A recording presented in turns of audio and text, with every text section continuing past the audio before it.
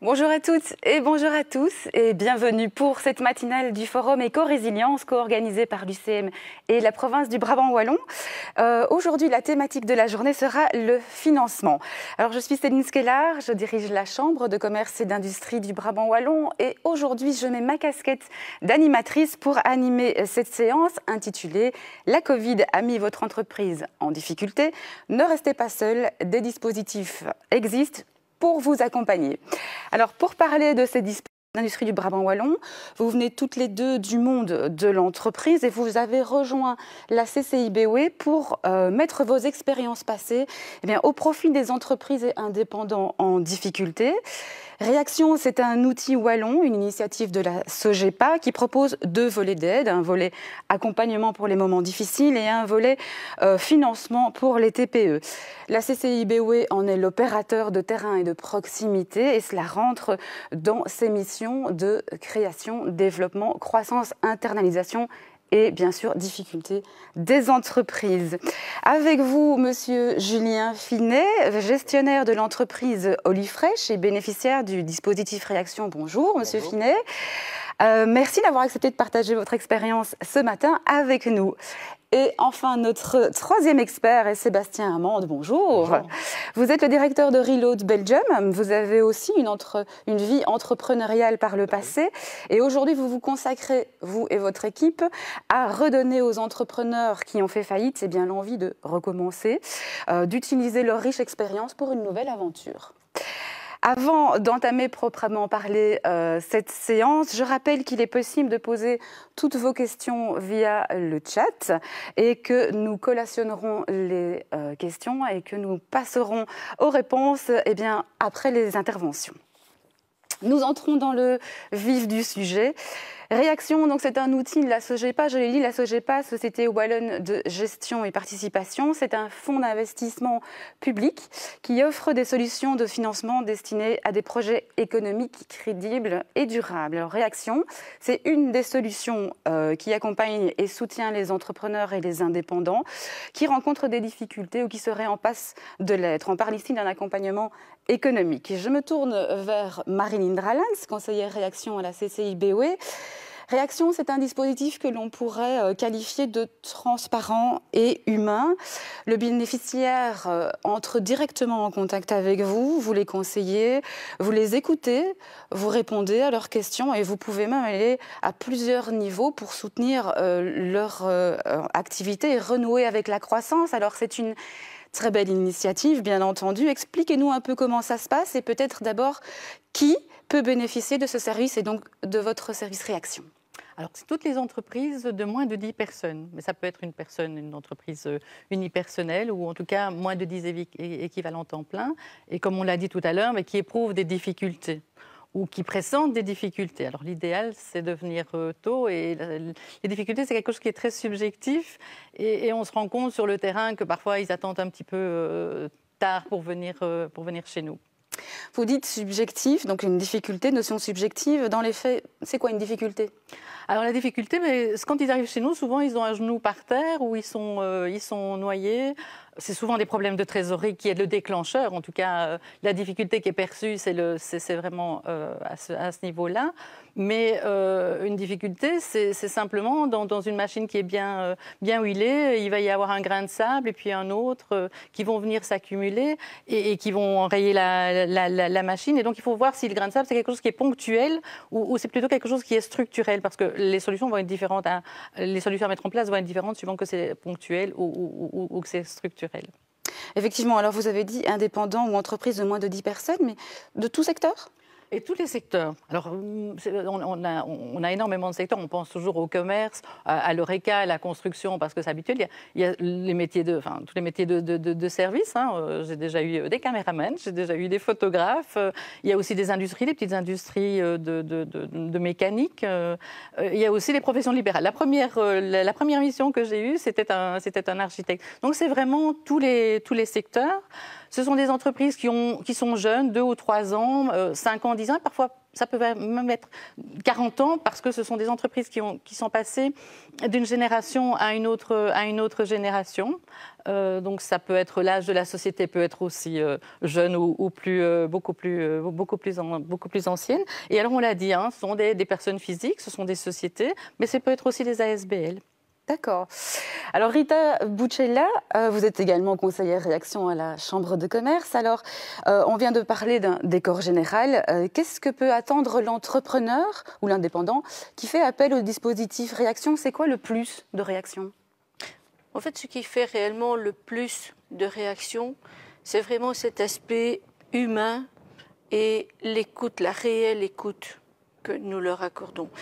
Et quelque chose qui se fait rare à notre époque, surtout ce siècle de la vitesse, où nous prenons le temps. Et nous prenons le temps de comprendre leurs problèmes, leurs problématiques, et nous établissons progressivement une relation de confiance avec l'entrepreneur.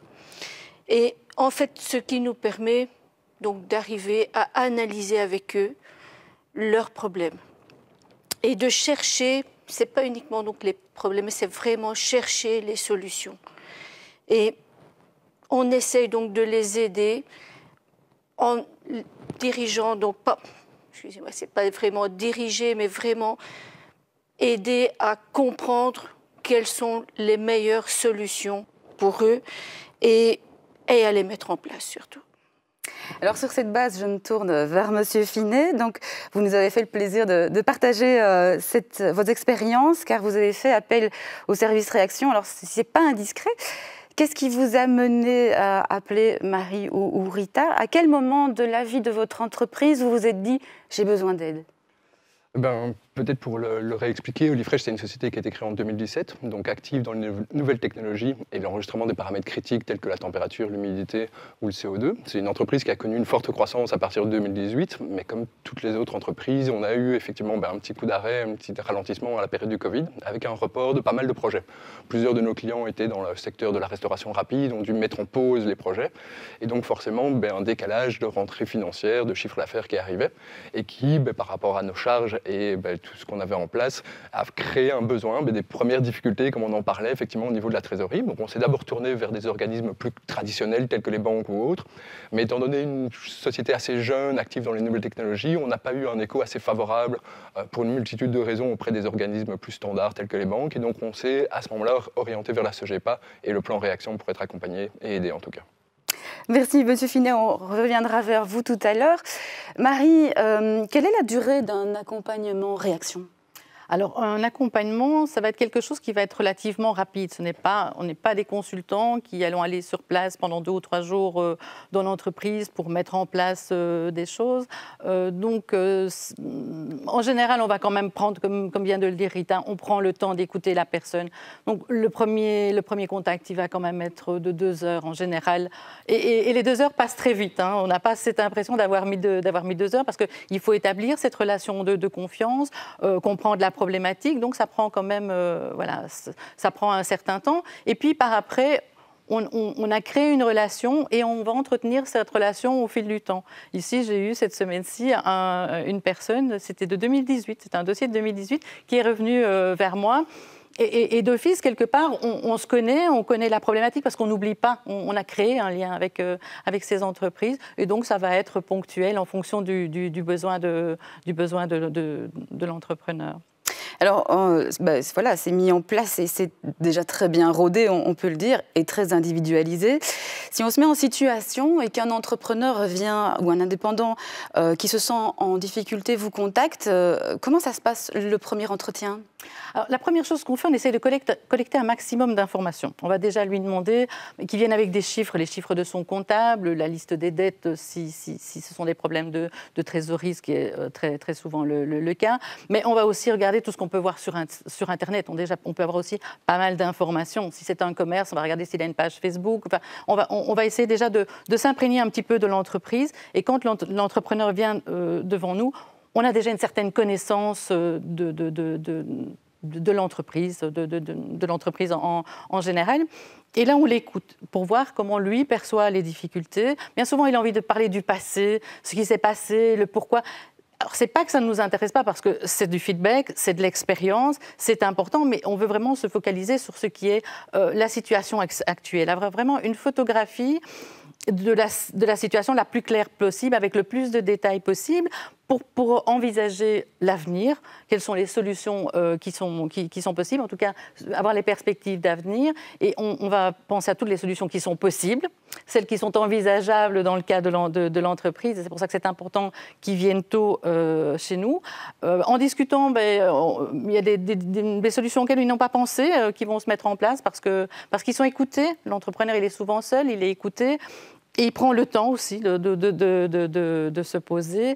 Et puis, il y a des solutions qu'il ne connaît pas, que nous, on va pouvoir apporter, parce qu'on en a aussi notre expérience des autres entrepreneurs. Et donc, il y a quand même une richesse d'expérience chez nous et d'une bonne connaissance du monde de l'entreprise, en général, sous toutes ses facettes. Alors c'est aussi dès ce premier contact, Rita, que vous identifiez les causes des difficultés. Alors la Covid, on s'en doute, a été une des causes les plus importantes, mais il y a de nombreuses raisons pour lesquelles l'entrepreneur ou l'indépendant peut faire appel à réaction.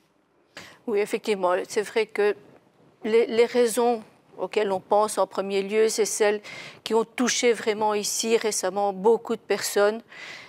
Forcément, la Covid, les inondations, il y a beaucoup d'indépendants, d'entreprises qui ont été touchés par ces faits-là.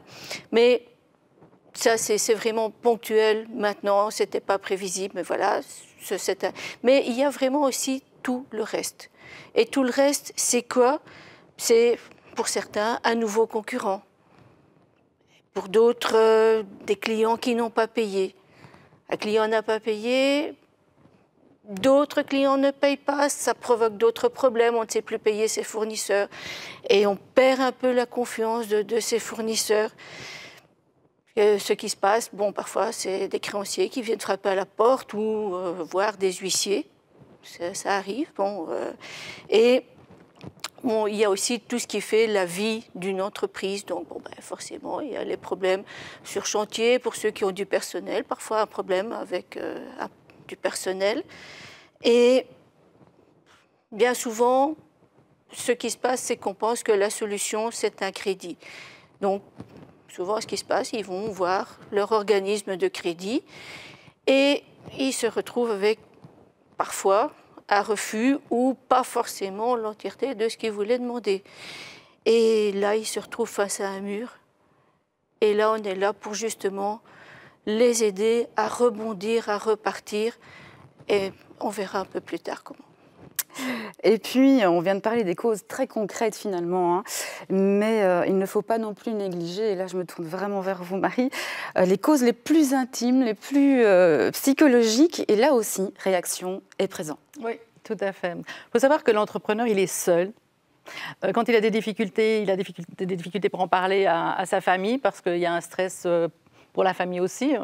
Souvent, c'est des problèmes financiers, donc il y a un stress pour la famille, on ne veut pas remettre les difficultés, on n'en parle pas trop, on ne peut pas parler au client parce que le client, il ne va peut-être pas confier des commandes, le fournisseur, il ne va peut-être plus accorder du crédit. Et il doit être vraiment multicasquette, l'entrepreneur, parce qu'il doit bien connaître son corps de métier, mais il faut aussi que ce soit un bon gestionnaire des papiers en général, ce qu'ils appellent les papiers, l'administratif, faire des factures et autres, mais aussi de la trésorerie, on vient d'en parler, payer les clients qui ne payent pas, les fournir. Il y a tout un aspect juridique aussi qui est important et il faut être un petit peu en éveil pour le tout. Il y a aussi tout le côté commercial, les clients qu'il faut avoir, les commandes qu'il faut décrocher. Donc, il y a énormément de pression, il faut avoir énormément de connaissances et il y a énormément de points où des difficultés peuvent commencer à s'accumuler. Et donc, ce qui se passe, c'est que les difficultés sont là. Si elles sont là, c'est du stress, du stress qui continue, qui perdure parfois dans le temps. Et il faut savoir que si on a un stress permanent pendant des semaines, des mois, parfois des années, dans certaines entreprises, pendant des années et qu'on on ne réagit pas, on peut aller vers le burn-out. Il y a aussi les idées suicidaires. Et il y a un dispositif qui s'est mis en place et nous sommes sentinelles. Nous sommes très fiers d'ailleurs d'être sentinelles pour ce dispositif. C'est un pass dans l'impasse. Et ce sont des psychologues qui peuvent prendre en charge ce côté psychologique et ce soutien psychologique. Sébastien est également aussi une sentinelle. Et c'est important que cette phase-là soit prise en compte. Donc l'aspect humain, on le prend déjà parce qu'on est bienveillant, parce qu'on est à l'écoute, mais il y a des psychologues dont c'est le métier. Et nous, sur le terrain, ce sera mettre des solutions. Parce qu'être écouté, être supporté d'un point de vue psychologique, c'est bien. Mais quand on rentre, si les problèmes sont encore là, il faut que les deux soient conjugués en même temps. C'est une très, très belle initiative. Et en tout cas, nous, on est très, très contents de l'équipe d'un Pass dans l'impasse. Ben oui, en fait, c'est vraiment un accompagnement à 360 degrés, on peut le dire, cette phase d'accompagnement-réaction. Alors, Rita, sans citer de nom, bien sûr, puisque le dispositif est évidemment couvert par la confidentialité, mais à travers vos expériences, il y a peut-être un cas, une entreprise, une situation qui vous a le plus marqué? C'est vrai, en fait, il y a vraiment une situation qui m'a vraiment touchée. C'est le cas donc d'une personne qui, avant Covid, il n'y avait pas de problème de Covid à ce moment-là, avait décidé de faire bénéficier de son expérience à ses enfants. Il voulait leur mettre le pied à l'étrier. Et donc voilà, il rachète un bâtiment, il leur tape, il ouvre un petit restaurant. Ça fonctionne bien. Et puis voilà, à certains moments, la tuile qu'il n'attendait surtout pas, un incendie. Donc bon, il était assuré, donc il se dit, il n'y a pas de problème, l'assurance interviendra. Oui, mais bon, incendie, donc le parquet doit descendre. C'est ce qu'il fait. Arrive le Covid, prolonge le temps qui est pris déjà par le parquet pour rendre ses résultats. Et finalement, il faudra presque 10 mois pour qu'il ait enfin la décision du parquet. Bon, maintenant, je dis, il y a eu le Covid entre-temps, donc ça a prolongé tout ça. Et donc là, ça va, pour lui, pas de souci, il aurait pu redémarrer son activité. Sauf que la compagnie d'assurance ne l'entendait pas comme ça et désirait d'autres devoirs d'enquête, donc a relancé l'affaire. Il ne s'en était même pas rendu compte, donc il attend quelques mois supplémentaires. Et puis, ne voyant rien bouger, il s'adresse au dispositif réaction. Je reprends donc l'affaire. À ce moment-là, on décortique, on remet en confiance, parce que vous pensez bien que pendant 1 an, juste avec le droit passerelle, il arrivait au bout de ce qu'il pouvait avoir. Il n'aurait plus rien eu après, ni pour lui, ni pour ses enfants. Et là, en analysant relation de confiance, on commence à remettre un petit peu justement la personne et on lui fait se rendre compte que, étant donné que ça repart une nouvelle fois en justice, ça peut prendre 3 ans, 5 ans, voire 8 ans. Et dire non, non, je ne peux pas rester comme ça, qu'est-ce qu'on va faire? Et là, on a ensemble relancé. Les solutions, finalement, c'est lui qui les a apportées, puisque j'ai suggéré parfois certaines choses, mais après, il se les est appropriées. Et mon rôle principal, là, c'était vraiment de leur redonner confiance pour redémarrer. Et ça a été aussi, parce que là, il ne pouvait plus rien avoir de la banque, tant que cette affaire n'était pas résolue. Donc là, j'ai fait jouer la SOGEPA pour lui obtenir quand même un crédit pour pouvoir se réinstaller dans un autre bâtiment le temps que toute cette enquête redémarre. Et il est reparti sur les rails. Et voilà, donc là, ça m'a vraiment touchée parce qu'il nous a dit, franchement, que sans nous, il ne voyait pas d'issue. C'était aussi une histoire familiale parce que les enfants étaient, donc c'était 3 emplois, c'était 3 indépendants, mais c'est quand même 3 emplois, et donc c'était aussi la famille qui était impactée. 3 emplois plus les personnes qu'ils engageaient, donc c'était encore plus que 3 emplois. Un très beau dispositif donc, et on sent que vous le prenez vraiment à cœur ce dossier, de la même manière que vous avez pris à cœur le dossier de M. Finet. Donc M. Finet, une question peut-être de l'ordre du ressenti. Quelle a été votre expérience humaine avec votre conseillère? On sait bien, c'est difficile d'accepter de parler de ces difficultés, mais au final, on peut dire que tous vos échanges ont été constructifs et même rassurants. C'est vrai que c'est quelque chose qui est très important à dire. C'est un entrepreneur, quand il est face à ces difficultés, et vous le mettez en avant, il est souvent tout seul. On en parle très peu, parce qu'effectivement, il y a la famille, il y a les fournisseurs, il y a les amis. Généralement, on parle plus vite de ses succès que ses difficultés, c'est quelque chose de naturel. Donc c'est vrai que c'est passer un cap de pouvoir dire à un moment donné, on a besoin d'aide, on sait pourquoi, on peut l'identifier, pouvoir parler de ses problèmes et de ses difficultés. Et donc on rentre effectivement dans une relation de confiance, et ce qui, en tout cas à titre personnel, nous a très fortement plu et vraiment très agréablement surpris, c'est le côté vraiment de toute l'écoute qui avait été mise justement dans cette relation, une confiance qui s'est effectivement instaurée à travers d'échanges, à travers de réflexions, pour vraiment s'imprégner de notre activité, de nos problématiques, de nos difficultés, pour aussi arriver à être constructif sur les solutions qu'on pourrait poser par rapport à toutes ces difficultés. Alors, on vient de parler, merci Monsieur Finet, de cette phase d'accompagnement assez longuement. Il y a un second volet, je le disais d'emblée tout à l'heure, à réaction, c'est le financement. Alors Rita, une fois que vous avez fait le tour de la situation, on revient un peu à votre exemple de tout à l'heure, il s'avère que parfois un financement de la SOGEPA est possible. Oui, effectivement. Donc, dans certains cas, le financement sera nécessaire. Maintenant, ce qui se passe, c'est que dans tous les cas, on va d'abord faire un accompagnement. C'est ce qui s'est passé aussi avec M. Finet. Au départ, il est venu en disant « voilà, j'aurais besoin de fonds pour mon activité ». Mais on n'a pas dit non, on n'a pas dit oui, il n'y a pas de problème, mais on a ensemble analysé. Parce qu'en fait, il y a quand même une chose qui est importante, il faut que le projet soit rentable. Et pour que nous puissions nous en rendre compte, à ce moment-là, c'est vraiment s'imprégner de l'entreprise, de ce qui est fait, de la manière dont c'est fait, et c'est vraiment de voir si c'est rentable, parce que si ça ne l'est pas, forcément, on ne va pas aller vers un financement. Maintenant, ce qui se passe, c'est que donc, on apporte différents conseils à l'entreprise, et parfois, ça m'est déjà arrivé aussi, ce qu'on fait, c'est qu'on aide l'entreprise, l'entrepreneur, à constituer un dossier pour éventuellement retourner voir sa banque. Parce que bien souvent, il se dit, moi j'ai besoin de autant. Et il va frapper à la porte de son banquier, et là il dit, voilà, moi j'aurais besoin d'un prêt de autant. Oui, mais quels sont les documents que vous me présentez? Notre relation de confiance. Et là, il n'en a pas assez, mais bon, forcément, donc qu'est-ce que le banquier va faire? Il va aller voir à la Banque centrale, il va reprendre les comptes. Bien souvent, c'est les comptes qui ont été publiés les derniers, donc souvent, il y a du temps qui s'est passé entre-temps.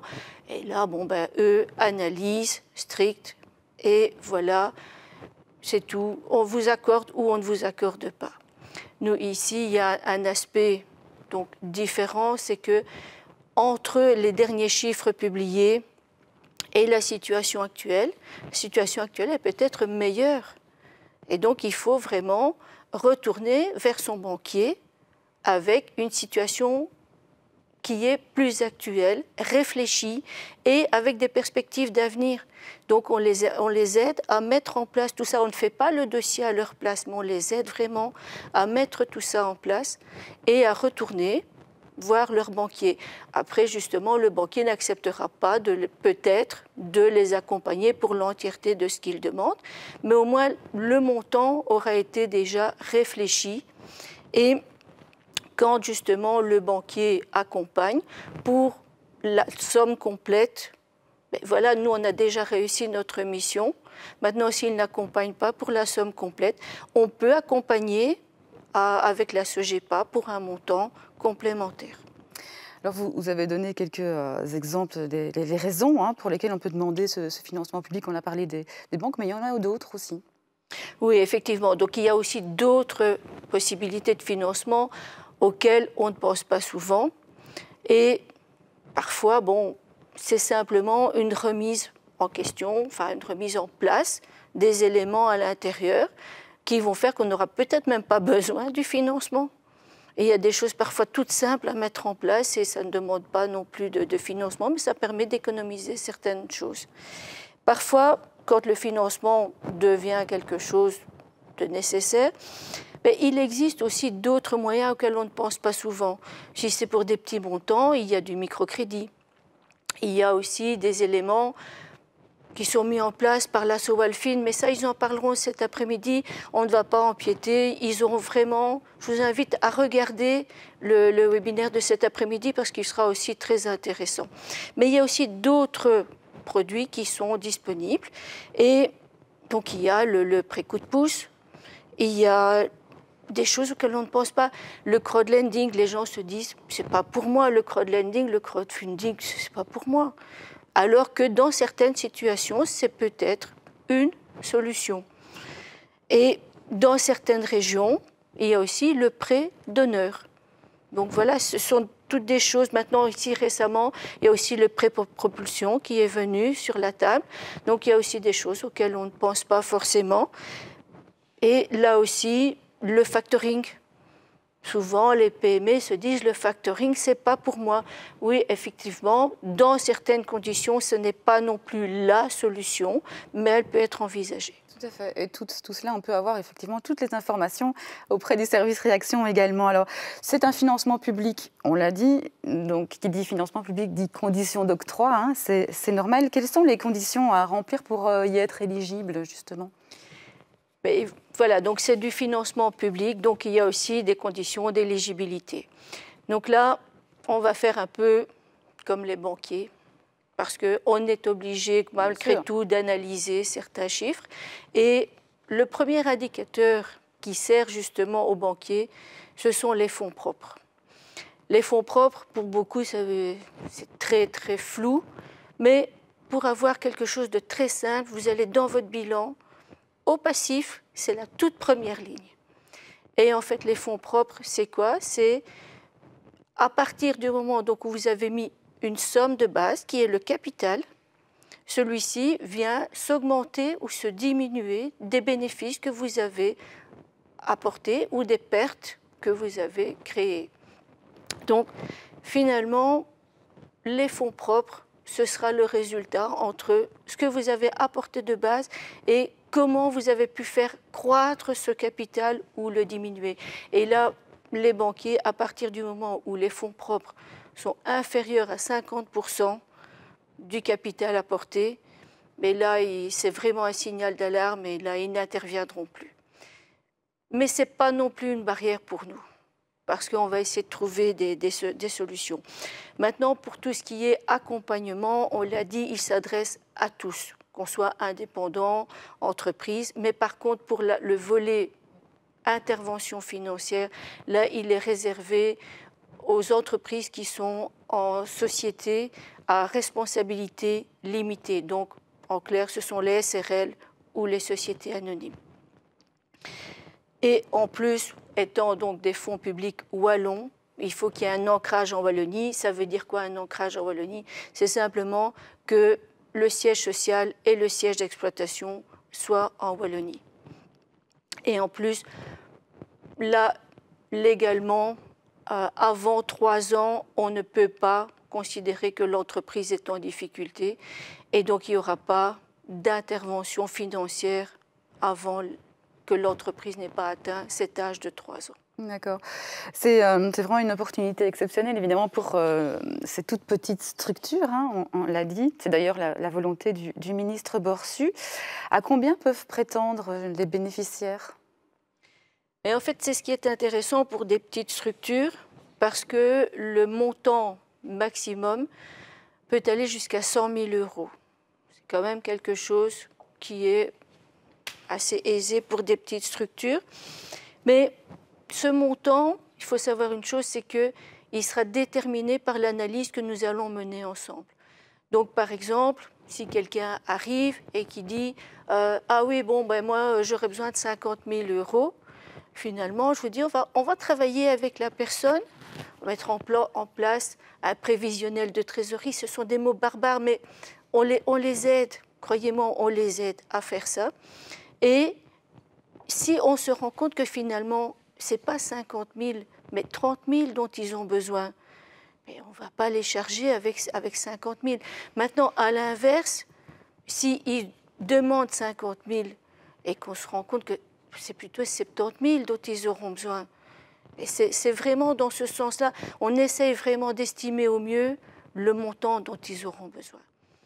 Alors, il y a une chose importante aussi à savoir, c'est qu'à partir du moment où la personne peut prétendre à un investissement privé, donc quand on dit un investisseur privé, ça peut être la banque, ça peut être un actionnaire, ça peut être de la famille, c'est vraiment différents éléments et ça peut être plusieurs éléments ensemble.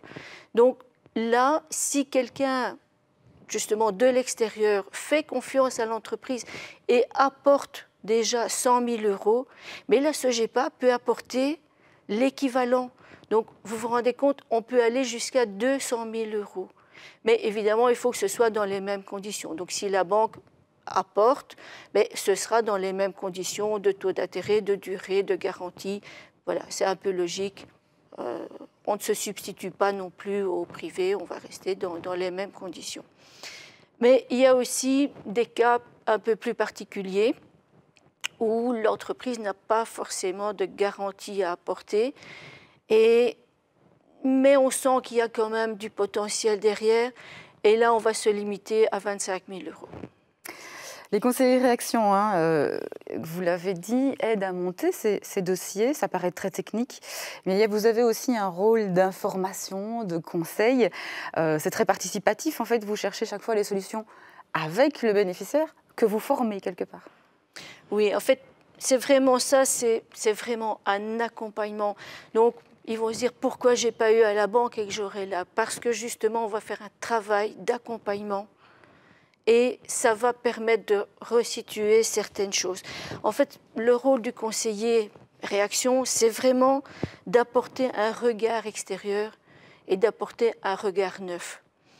Parce que parfois, certains sont vraiment dans cette habitude. Ils ont ça au quotidien, ils ne voient plus certaines choses, alors que finalement, on va poser parfois des questions toutes bêtes, mais ça va leur faire prendre conscience que je ne me rendais plus compte de ça. Et franchement, on construit toujours cette solution pas à pas avec eux. On ne leur impose rien, c'est vraiment construit pas à pas. D'ailleurs, pour certains, le bilan, c'est vraiment l'histoire du comptable. C'est lui qui fait les chiffres. Ici, on va reprendre le bilan et on va regarder un petit peu comme ça avec eux et on va leur dire, tiens, finalement, ici, j'ai eu le cas, une personne travaillait pour pouvoir payer son ouvrier. Et quand je lui ai dit, écoutez, vous vous rendez compte de ce que ça vous coûte là? Parce que je ne dis surtout pas qu'il faut licencier, c'est vraiment pas le but, mais il faut développer l'entreprise pour que vous puissiez vous-même vous rémunérer et pas uniquement travailler pour payer votre employé. Donc voilà, c'est vraiment essayer de faire des choses comme ça. Et parfois, ils ne se rendaient pas compte que, ah oui, et mes assurances me coûtent autant. Ben oui, voilà. Donc ce sont des choses, parfois, un regard extérieur leur permet de prendre conscience de certaines choses. Et en fait, ça sert à quoi?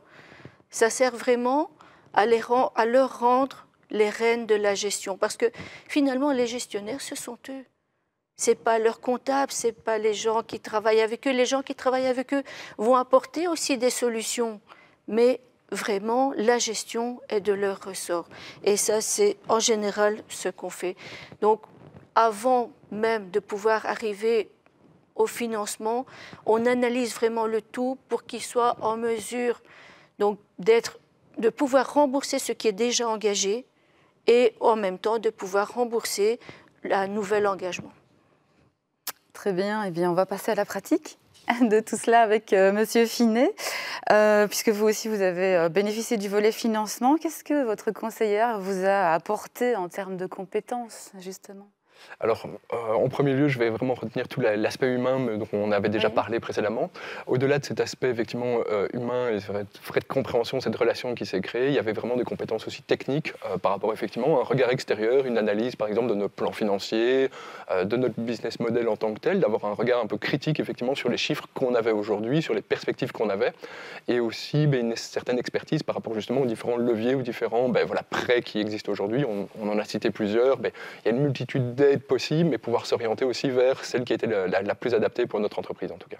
Oui, c'est ça. Donc, on peut dire que c'est grâce aussi à son implication dans la connaissance de votre métier, sa volonté de connaître mieux vos produits, votre fonctionnement, que cette confiance s'est installée. Totalement. C'est vraiment une vraie relation de confiance qui s'est créée, avec vraiment une implication dans notre société, dans notre difficulté du moment, pour vraiment bien prendre connaissance de toutes celles-ci, des choses qu'on n'aurait jamais pu avoir auprès d'un organisme plus traditionnel tel qu'un banquier ou autre, qui reste très factuel sur des chiffres et un EBITDA et un taux de rentabilité.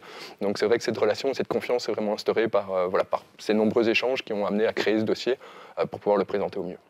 Et est-ce que, par rapport à ce volet financement, donc votre dossier a abouti par l'acceptation du comité à la SOGEPA, est-ce qu'on peut dire que sans cette intervention, votre entreprise aurait pu être en danger ? Oui, effectivement, il y avait une certaine difficulté, des reports, effectivement, comme je l'avais dit, de projets, donc de rentrée financière. C'est clairement une bouffée d'oxygène que la SOGEPA et que ce prêt a pu effectivement apporter à notre société, qui nous permet après de pouvoir continuer la croissance. Comme vous l'aviez dit, on prête aujourd'hui effectivement sur un projet, sur quelque chose qui reste avec une certaine rentabilité, une certaine attractivité. Ici, en l'occurrence, on avait vraiment besoin de ce petite bouffée d'oxygène pour pouvoir passer et sortir effectivement de cette difficulté liée au Covid et pouvoir démarrer au mieux pour les années suivantes et les périodes suivantes en tout cas. Donc, bien, on vous le souhaite de poursuivre sur cette belle lancée et bon succès pour l'avenir. Merci d'avoir partagé cette expérience avec nous. Je reviens vers vous, Marie Dralens. Vous l'avez dit, donc il y a des conditions à respecter pour bénéficier du financement de la SOGEPA. Je suppose que malheureusement, parfois, l'entrepreneur ou l'indépendant ne rentre pas dans ces critères ou qui sont déjà trop avancés pour être sauvés. Le dispositif Réaction est aussi à leur côté dans ces cas-là. Oui, parfois les dettes sont énormes. Alors peut-être parfois à cause du Covid, ou parce qu'on n'a pas réagi suffisamment tôt. Je pense qu'on l'a dit tout à l'heure, les difficultés, ça fait partie de la vie et ça fait partie de la vie de l'entrepreneuriat. Et l'entrepreneur, il n'ose pas en parler parce qu'on est un petit peu gêné, mais non, ça fait partie de la vie en général et de l'entrepreneur en particulier. Et donc, soit pour des éléments comme la Covid qui a été vraiment quelque chose qui a impacté très fort, ou parce qu'on n'a pas réagi suffisamment rapidement, on peut avoir accumulé énormément de dettes. On va prendre dans le cadre de la Covid tous ceux qui avaient des loyers à payer qui sont restés, les charges sont là et donc il y a un grand trou qui s'est creusé et il existe une procédure qui existe depuis déjà de nombreuses années qui s'appelle la procédure en réorganisation judiciaire, la PRJ. On en a parlé un petit peu, on a parlé avec Thomas Cook de cette procédure. C'est une procédure judiciaire, donc ça veut dire que ça se fait au tribunal de l'entreprise. C'est quelque chose qui va être négocié au niveau du tribunal de l'entreprise. Il faut être accompagné d'un avocat, il faut avoir aussi un comptable qui va permettre d'avoir... Il faut des solutions d'avenir. La PRJ, ça ne doit pas être l'antichambre non plus de la faillite. Parfois, on se dit on va faire une PRJ, mais c'est l'antichambre de la faillite. Non, il faut voir si la PRJ est vraiment la solution. Bien se faire accompagner par un comptable qui connaît cette matière et un avocat. Et donc, en pratique, ce qu'est la PRJ, c'est on va geler les dettes qui sont échues. On peut même, dans certains cas, réduire une partie de ces dettes, en tout cas revenir au principal, retirer les amendes, les intérêts et autres. C'est toujours négocié, donc ce n'est pas d'emblée gagné d'avance. Et puis, on pourra, ces dettes qui ont été accumulées, on pourra avoir un délai jusqu'à 5 ans pour pouvoir les payer. Mais il faut qu'on ait un projet qui soit rentable derrière, donc ce n'est pas la panacée. Donc on ne peut pas toujours proposer une PRJ. On va voir si on peut vraiment le faire. Alors nous on a aussi des activités, des indépendants qui avaient un rêve à réaliser, un hobby dont on aurait aimé faire une activité principale et qui aurait dû être une activité complémentaire. Ça peut être plus qu'un hobby, mais en tout cas c'était pas suffisamment alimentaire, on va dire, que pour pouvoir en vivre. Je pense à un cas en particulier, c'est une roseraie, et cette dame, elle faisait les roses anglaises, elle fait toujours d'ailleurs les roses anglaises, et puis je suis arrivée chez elle, j'avais déjà pris connaissance du dossier, je savais que ça ne pouvait pas être une activité à titre principal, ça ne tenait pas la route, elle ne pouvait pas manger, payer tout ce qui était à payer, et avoir que ces roses, ça ne se vend pas au marché comme des carottes toutes les semaines, et il fallait que cette activité, c'était son rêve, c'était son bébé, elle avait vraiment envie de continuer son activité. Et donc la solution, c'était de continuer l'activité, mais en ayant à côté une activité complémentaire, on va dire en tout cas un contrat de travail au moins au minimum à mi-temps qui lui permettait de devenir en activité complémentaire, d'être en activité complémentaire pour son activité et garder cette roseraie. Et cette roseraie est toujours là et elle est très heureuse finalement d'avoir lâché prise, de dire je ne peux pas vivre que de ça et je garde quand même mon rêve. Et alors il y a aussi, si tout ça ne fonctionne pas, il y a les cessations d'activité. Temporaire, hein, ça peut être temporaire, mais en tout cas, parfois les cessations d'activité. Et puis, si tout ça vraiment ne fonctionne pas et qu'on a épuisé toutes les pistes? Oui, la cessation d'activité, parfois elle est douloureuse, ça peut être volontairement, on décide d'arrêter, on arrête l'activité, on se dit c'est pas rentable et avant de creuser le trou trop profond, je vais arrêter et on fait la cessation d'activité. C'est pas toujours simple, hein. Une société qui est née, on ne la fait pas mourir en une seule fois, hein, donc ce n'est pas simple, une cessation même volontaire d'activité, ou alors on va arriver vers la faillite. Alors, il faut faire attention et c'est vraiment d'actualité maintenant.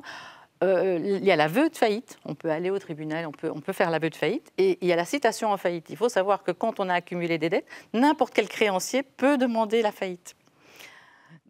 Donc un fournisseur peut demander la faillite pour autant qu'il soit dans les conditions. Et alors les champions de toute catégorie, c'est l'ONSS qui a recommencé maintenant. Hein. Pour le moment, on dit mais il n'y a pas beaucoup de faillites. Mais non, parce que qui est-ce qui cite vraiment en faillite? C'est l'ONSS et c'est le ministère des Finances. Et le ministère des Finances, on sait que dans les prochaines semaines, début d'année, l'année prochaine, ils vont aussi citer en faillite. Alors de grâce, venez chez nous avant d'être cités en faillite pour qu'on puisse voir s'il y a encore des solutions qui sont possibles. Mais en tout cas, on va expliquer comment se passe la faillite, pratiquement, pour que ce ne soit pas l'inconnu. Mais en tout cas, pour nous, ce n'est pas la fin de quelque chose, mais ça va être le début d'autre chose. Oui, en effet. Hein, donc, contrairement à d'autres cultures, on en parlera. Faire faillite, c'est souvent assimilé à la croix des bannis avec une appréhension des doutes. Et pourtant, comme Marie vient de le dire, il est tout à fait possible de vivre de nouvelles aventures après la faillite et de mettre avant tout son expérience entrepreneuriale passée en avant. Et c'est la transition qui me fait me tourner vers Reload, donc Sébastien Amande, que l'on a présenté tout à l'heure. Tout à fait, effectivement, c'est culturel, comme Elie le disait, de voir un petit peu finalement l'activité entrepreneur de manière linéaire, alors que finalement tout est une question de cercle vicieux qui essaye d'être brisé, notamment dans le programme Réaction, mais qui peut être un cercle vertueux, puisque la cessation d'activité, voire la faillite, n'est pas une fin, ce n'est qu'une étape dans la vie de l'entrepreneur. Et nous, notre objectif, à travers notamment le Club Réaction, qui est la dernière phase, on va dire, de transition du programme Réaction, eh bien, c'est de mettre ces entrepreneurs dans une bonne condition pour les aider à rebondir. Mais c'est un travail de fond. C'est un travail de fond parce que culturellement, c'est très compliqué de gérer cet échec entrepreneurial comme un passage d'expérience plutôt que comme une fin en soi. Et souvent, on en parle, hein, parce que quand on parle d'échec, on voit que culturellement, en Belgique ou en Europe, ou du moins dans la francophonie, l'échec est appréhendé de manière totalement différente par rapport au monde anglo-saxon. Alors, il ne faut pas non plus porter une exagération à la faillite, parce que ça reste quand même un passage douloureux. Il y a les impacts familiaux, entre autres personnels, mais en faisant, et c'est un peu le thème de ce forum éco-résilience, en faisant preuve de résilience, eh bien, on peut s'en servir comme un marchepied plutôt que comme une pierre d'achoppement. Et ça, c'est un message important qui est à transmettre, c'est que dans notre culture, oui, l'échec existe comme partout dans le monde, mais nous devons l'utiliser pour faire quelque chose de meilleur et non pas de rester buté dessus. Et culturellement, déjà depuis l'enfance, hein, depuis l'école, au monde scolaire, on utilise un bic rouge pour donner des mauvais points, on met en évidence les échecs. Si tu n'étudies pas bien, tu vas finir dans la rue. On voit qu'on a comme ça toutes sortes dans cette culture, dans notre culture, cette appréhension. Moi, je me souviens, j'étais traumatisé par un professeur en supérieur avec ces tests QCM où on avait une bonne réponse, c'était 1 point, mais une mauvaise réponse, c'était moins 2 points. Résultat, mieux valait ne pas prendre d'initiative de risque de se tromper. Alors que non, l'erreur, elle est humaine. Un enfant n'apprend pas à marcher du premier jour où il se lève. Il apprend à marcher après être tombé des dizaines, des centaines de fois, puis tout d'un coup, il tient en équilibre et il avance. Eh bien, l'entreprise, l'entrepreneuriat, c'est également la même chose. Cette gestion de l'échec, qu'il soit petit ou grand, eh bien, doit être pris comme une expérience. Et ça, c'est le travail de Reload. Mais vous en parlez brièvement et on va aller un peu plus loin. Il y a beaucoup de conséquences vraiment personnelles pour l'entrepreneur. Exactement. Elles sont physiques, elles sont psychologiques, elles sont vraiment multiples. Souvent, on entend cette volonté de dire à l'entrepreneur, comme un tout autre travailleur, il faut dissocier le privé du professionnel. Mais à moins d'être schizophrène, malheureusement, nous n'avons qu'une seule vie, une seule personnalité. Nous ne sommes qu'une seule personne. Et donc, automatiquement, quand ça prend l'eau au niveau professionnel, très régulièrement, ça prend l'eau au niveau personnel, au niveau familial. Puisque, et j'étais entrepreneur pendant 20 ans avant qu'on me propose ce challenge de Reload, la journée ne s'arrête pas à 17h quand on coupe l'ordinateur, parce qu'on revient avec du travail, parce qu'on en parle. Et la famille qui est autour de l'entrepreneur, même si eux ne sont pas dans l'entrepreneuriat, eh bien, subissent les bons côtés et souvent les mauvais côtés également. Et donc, quand ça pose problème d'un côté, ça pose problème de l'autre. C'est aussi un sentiment d'échec. On dit que l'échec est stigmatisant. Alors, c'est vrai, dans notre culture, il est stigmatisant parce qu'on pointe du doigt.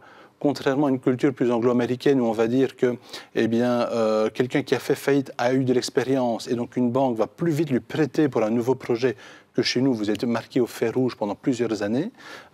Et même s'il y a aujourd'hui la possibilité d'un effacement de dette, on sait très bien que si vous avez fait une faillite il y a 10 ans, quand vous allez demander un nouveau prêt à la banque, même 10 ans plus tard, ils vont se trouver une petite trace quelque part. Hein.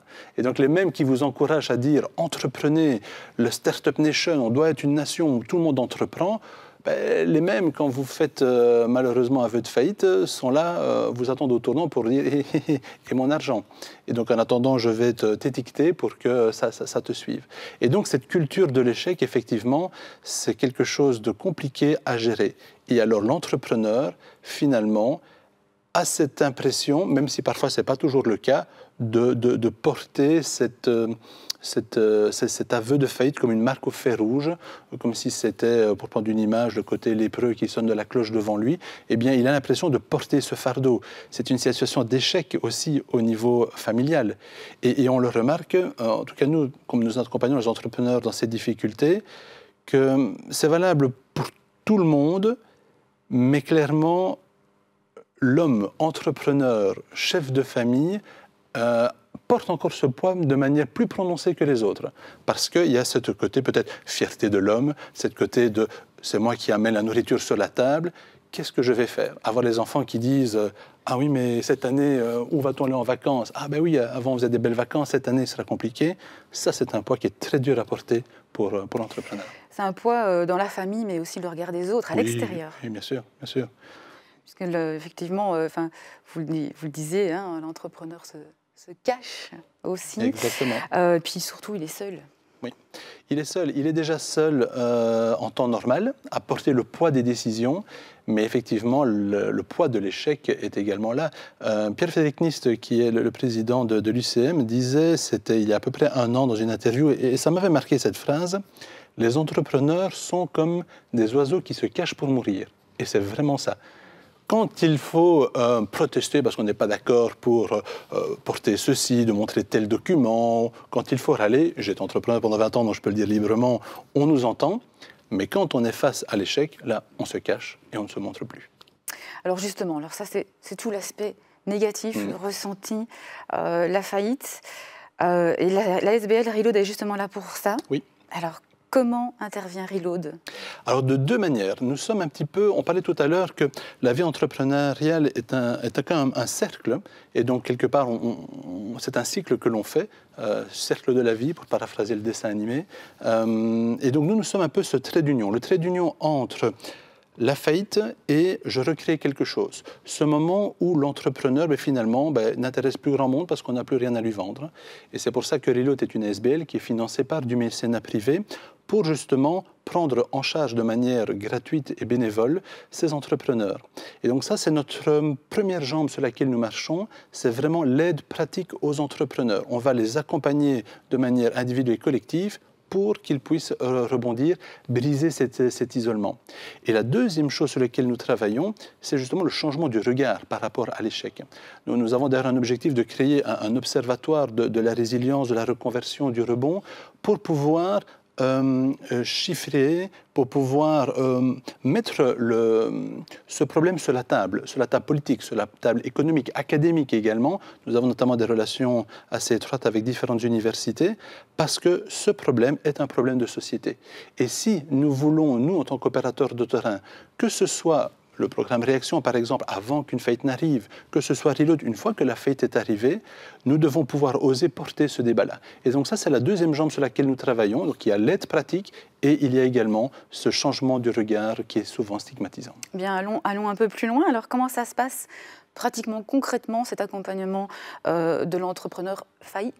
Alors concrètement, c'est assez simple parce que nous n'avons qu'une seule condition à l'entrée. La seule condition, en dehors du fait d'être bien sûr en Wallonie, c'est d'être en faillite ou en cours de faillite. Puisque pour pouvoir rebondir, il faut malheureusement pouvoir faire le deuil de son activité. Si on s'accroche désespérément à tort ou à raison, mais souvent à tort quand il est trop tard, à l'activité, on a difficile à rebondir. On dit souvent il faut toucher le fond de la piscine pour pouvoir rebondir. C'est un petit peu le même principe ici. Si le deuil n'est pas possible parce qu'on est toujours à regarder en arrière, on ne va pas regarder en avant. Or, quand on a l'impression de tout perdre, on a du mal à imaginer qu'il y a quelque chose de possible. L'entrepreneur a perdu sa vie professionnelle, et donc pour lui, elle s'arrête. Alors que non, le champ des possibilités est très très vaste. Et c'est là que nous intervenons tout d'abord de manière individuelle avec un coach. Le coach a pour objectif de lui permettre de faire le deuil de son entreprise et de pouvoir le mettre dans une condition de dire « oui, mais maintenant, qu'est-ce que je fais ?» Eh bien, j'ai des possibilités, j'ai de l'expérience, on va regarder ce qui est possible de faire. Et il va le mettre dans une attitude positive, travailler sur son image, sur sa perception de l'échec. Ensuite, il va également être accompagné de manière collective, puisque nous avons des groupes de discussion qui ne sont pas juste des groupes où on prend la parole, mais également où on va pouvoir dire que, tiens, d'autres sont dans le même cas que moi, d'autres sont passés par là. Tiens, lui, il y est passé, mais il a rebondi. Si c'est possible pour lui, c'est possible pour moi. Je vais m'identifier par rapport à cela. Nous avons des experts aussi qui interviennent tous bénévolement et qui vont aider parfois de manière très pratique, pragmatique, les entrepreneurs. Certains se disent, voilà, je suis entrepreneur depuis 20 ans, je vais peut-être me rediriger vers le salariat de manière définitive ou temporaire. Comment rédige-t-on un CV? Je n'ai jamais rédigé un seul CV de ma vie. Ça peut paraître tout bête, mais quand on n'a jamais été confronté à cela, ça peut paraître une montagne. Et bien là, l'expert va l'aider également. Donc, nous ne sommes pas une cellule de reconversion professionnelle, mais vraiment, on va travailler de manière humaine pour briser cet isolement et montrer que tout ne finit pas avec cette faillite ou cette cessation d'activité, puisque on parle, c'est vrai, souvent de faillite, mais ça peut être aussi une cessation ou une liquidation. Donc, ça ne doit pas forcément être une faillite. Mais l'important, effectivement, c'est qu'il y ait eu un arrêt, et sur cet arrêt, on va construire vers le futur. Et vous accompagnez les personnes combien de temps? Alors, l'accompagnement peut durer jusqu'à 24 mois. Donc, tout d'abord, l'accompagnement individuel, c'est en moyenne 7 séances de travail. Après, certains, après 5 séances, sont déjà remis d'aplomb, d'autres sera peut-être un peu plus. Mais voilà, il faut bien une moyenne pour, avant de s'engager, savoir vers quoi on va. Mais par contre, les séances collectives, elles peuvent aller jusqu'à 24 mois. Alors, évidemment, Reload est une structure qui est récente. Nous avons été créés en décembre 2020, donc nous fêtons le premier anniversaire très prochainement. Mais nous nous basons sur, en fait, l'acquis d'une association française qui s'appelle 60 60 000 rebonds et qui, depuis 10 ans, a déjà aidé plusieurs centaines, même plusieurs milliers d'entrepreneurs à pouvoir rebondir. Et donc, ils nous ont aidés à pouvoir bien valider cette manière de fonctionner. Donc, même si notre première année était une phase de démarrage, de test, où nous avons quelques réglages à faire, nous sommes déjà heureux de voir que plus de la moitié des entrepreneurs que nous avons accompagnés ont déjà rebondi, souvent dans une activité salariale, le temps de se stabiliser, le temps de renflouer aussi un petit peu les caisses. Parfois, il y a des dettes qui sont là et qu'il va falloir aussi résorber. Mais en tout cas, ils se sont stabilisés et ils ont vraiment trouvé cette possibilité de dire « OK, il y a quelque chose après ». Tout ne finit pas avec cette vie entrepreneuriale. Il y a une deuxième qui peut arriver. Il y a du positif derrière. Et ça, c'est un message important parce que quand on est entrepreneur, on parlait du côté d'être seul, on l'est d'autant plus quand les problèmes sont là. Bien entendu. Eh bien voilà, je pense qu'on a fait un peu le tour de la question pour ce matin. Alors Marilyn Dralans, Rita Buccella, Julien Finet, oui, c'est Julien Finet, excusez-moi. Sébastien Amande, merci beaucoup d'avoir avec moi animé cette réunion ce matin. Avant de clôturer, je propose de jeter un petit coup d'œil au chat et éventuellement répondre aux questions posées. Je vois qu'il n'y a pas grand-chose dans le chat et en fait, je dois vous avouer que je ne suis pas très surprise parce que on est tous bien conscients qu'il faut quand même poser des questions. Quand on est en difficulté, c'est très difficile. Donc, quand on se sent dans une situation fort peu confortable, finalement, ce n'est pas facile. Et donc, simplement, nous demanderons à la régie d'afficher les points de contact où vous pouvez contacter nos conseillers à la fois Reload et Réaction en toute confidentialité et en toute confiance pour communiquer avec eux. Donc, vous trouverez toutes les infos sur www.cciboe.be à la page dédiée à Réaction ou directement via les pages de contact. Et puis sur www.reload Belgium pour contacter l'équipe de Reload. Alors nous espérons bien entendu que vous avez apprécié cette matinée. Nous vous remercions pour votre bonne attention. C'était un plaisir de partager cette séance avec vous en guise de conclusion et sans vouloir refaire le tour de toutes les possibilités qui s'ouvrent aux entrepreneurs et aux indépendants en difficulté. On peut rappeler que quelle que soit la problématique rencontrée, eh bien dans la vie de votre entreprise, vous n'êtes pas tout seul. On l'a répété plusieurs fois, il y a toujours des solutions envisagées à condition d'être bien accompagné. Voilà, le dispositif Réaction existe depuis maintenant 10 ans à la Chambre de commerce et d'industrie du Brabant Wallon, même si c'était un autre nom. Reload a fait ses preuves. Bon nombre d'entrepreneurs se sont sentis écoutés, se sont sentis accueillis, soulagés, reboostés, on peut le dire, grâce à ces nouveaux outils qui sont gratuits, je le rappelle. Vous savez où les trouver, n'hésitez pas non plus à en parler autour de vous. Ce sera avec plaisir que vous serez accueillis en toute confidentialité. Nous vous souhaitons une agréable journée et puis nous vous souhaitons un agréable forum éco-résilience jusqu'à demain soir. Bonne journée à tout le monde.